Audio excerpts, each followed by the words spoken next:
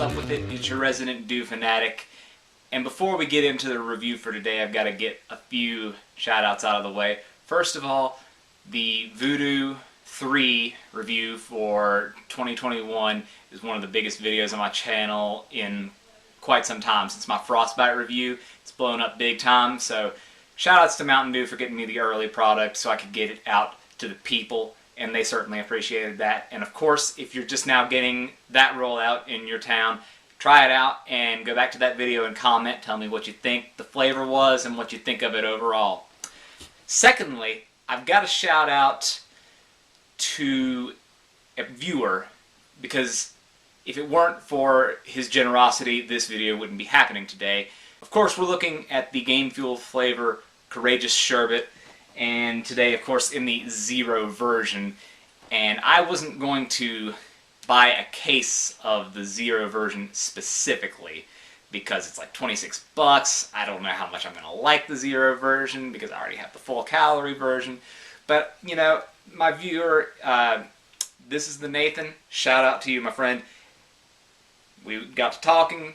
He bought a case of the Zero. I had the original. We swapped, so you're getting this review today. So big ups to you. And we'll get back into it. Of course, we have the nicely designed Courageous can because of Courage JD. You know him of 100 Thieves fame.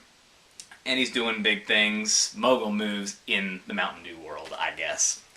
Anyway, you got the nice textured pattern along the can. The colors of the light blue, the yellow, the white, they really work well. So, if nothing else, the can's beautiful. And the regular version, it was, of course, the Voodoo 2019 flavor. So, we're bringing it full circle with the Voodoo thing again. And, of course, because it's in a can, we got to put it in the glass so you can see the color. And just like the regular, it's got the light orange pink sort of tone to it, and we have the resealable can as always, so it's going to spray everywhere upon opening, except I was careful today, so that didn't happen.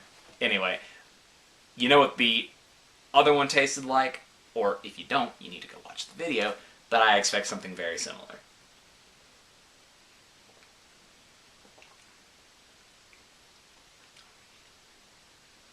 Honestly, at first, it tastes pretty dang good, like the original, of course, but the aftertaste kicks in, and the Zeros don't normally have a terrible aftertaste.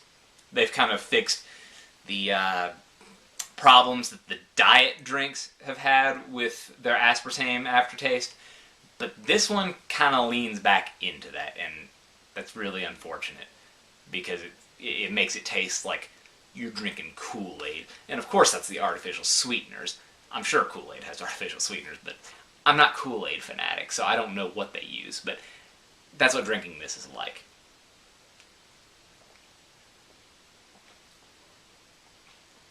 Yeah, it's just a weaker version of the original.